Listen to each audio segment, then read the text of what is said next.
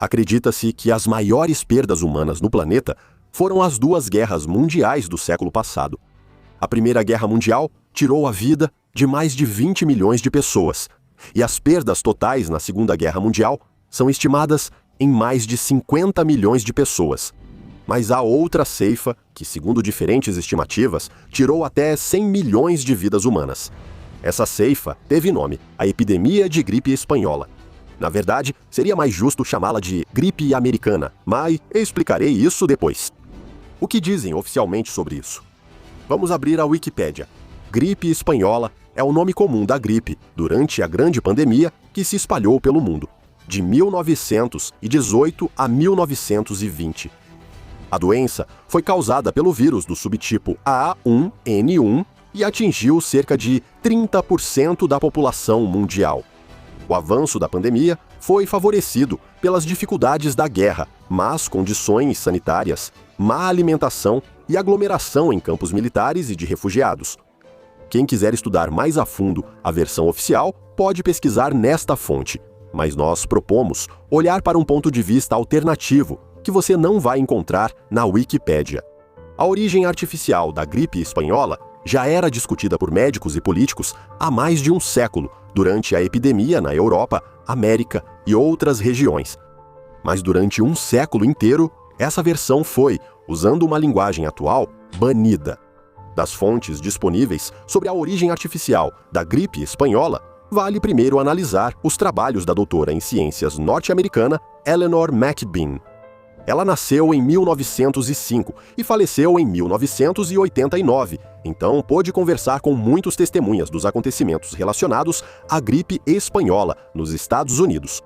Em vários livros, ela faz críticas severas ao sistema de saúde e medicina que existia no país naquela época. Ela descreve como a naturopatia, com medicamentos de origem natural, foi substituída pela alopatia na medicina.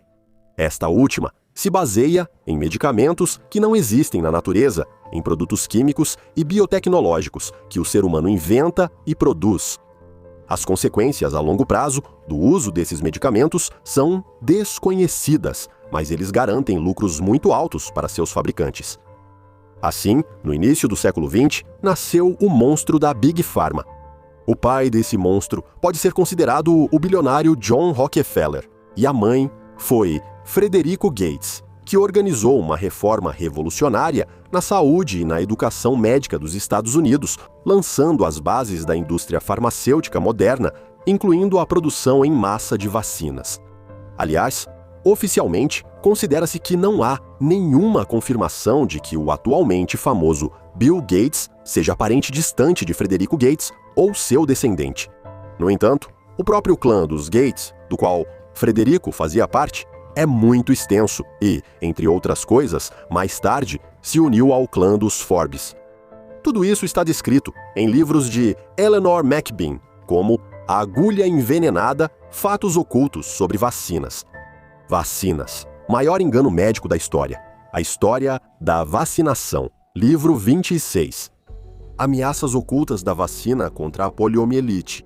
Gripe, em 1918 e agora. O retorno da gripe suína. Em todos os seus trabalhos, McBean fala sobre a gripe espanhola como uma epidemia criada pelo homem, provocada por Frederico Gates e John Rockefeller, e mais especificamente pelas vacinas produzidas pelas empresas deles.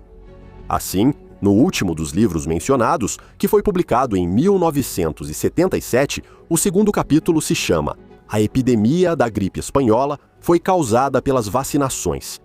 Neste capítulo, há um subtítulo: Eu fui testemunha direta da epidemia de gripe de 1918. Nele, a autora compartilha lembranças pessoais dos acontecimentos daquela época que complementam materiais de caráter puramente médico e científico. Aqui está uma das citações mais eloquentes de seus trabalhos. 7 homens caíram mortos no consultório do médico após a vacinação. As famílias receberam cartas informando que eles morreram em combate. Também existem fontes mais recentes. No site em inglês, vaccine.org, Vaccine Impact, há um artigo com o título intrigante: A vacina experimental militar matou de 50 a 100 milhões de pessoas em 1918, sob o disfarce da gripe espanhola. A publicação saiu há 3 anos, sendo lançada para coincidir com o triste centenário do início da pandemia de gripe espanhola. O autor do artigo é Kevin Barry, presidente da organização sem fins lucrativos First Freedoms Inc., que luta contra violações da Constituição americana e dos direitos humanos nos Estados Unidos. Kevin Barry começou a lutar contra as vacinações quando um de seus filhos ficou com deficiência após esse procedimento. Kevin Barry é um aliado do conhecido defensor dos direitos humanos e ativista contra a vacinação Robert Kennedy Jr., sobrinho do presidente americano John Kennedy, assassinado em 1963. Em 2015, Kevin Barry publicou o livro O Informante da Vacina, expondo a fraude nas pesquisas sobre autismo do CDC. O prefácio foi escrito por Robert Kennedy Jr. No referido livro, assim como em suas palestras, Kevin Barry lembra da gripe espanhola de 100 anos atrás como um crime de escala maior e mais assustador do que até mesmo a preparação e provocação de 2 guerras mundiais. Aqui estão as conclusões dele. 1. Durante a Primeira Guerra Mundial, mais soldados morreram de doenças do que por balas. As palavras-chave do artigo são as seguintes: o experimento com a vacina bacteriana de 1918 a 1919 possivelmente matou de 50 a 100 milhões de pessoas. 2. A gripe espanhola não foi uma gripe viral. De acordo com um estudo realizado em 2008 pelo Instituto Nacional de Saúde dos Estados Unidos, o principal causador de mortes em 1918 a 1919 foi a pneumonia bacteriana. No estudo mencionado, mortalidade por pneumonia bacteriana durante a pandemia de gripe de 1918 a 1919, observa-se que a pneumonia bacteriana foi a causa da morte em 93% de todas as autópsias realizadas em 1918 a 1919 de pessoas que morreram com diagnóstico de gripe espanhola. 3. O nome da epidemia é falso. A doença teve seus primeiros casos registrados em bases militares dos Estados Unidos, não na Espanha. O teste da vacina bacteriana iniciou-se com soldados em Fort Riley, Kansas. Esse é um dos epicentros militares da epidemia. A epidemia ou a deveria se chamar gripe americana. 4. A matéria-prima para a produção de soros, antitoxinas e vacinas com as quais enchiam os militares eram cavalos. Da mesma barrica, retiravam a matéria-prima para preparar medicamentos contra a difteria, tétano e meningite. 5.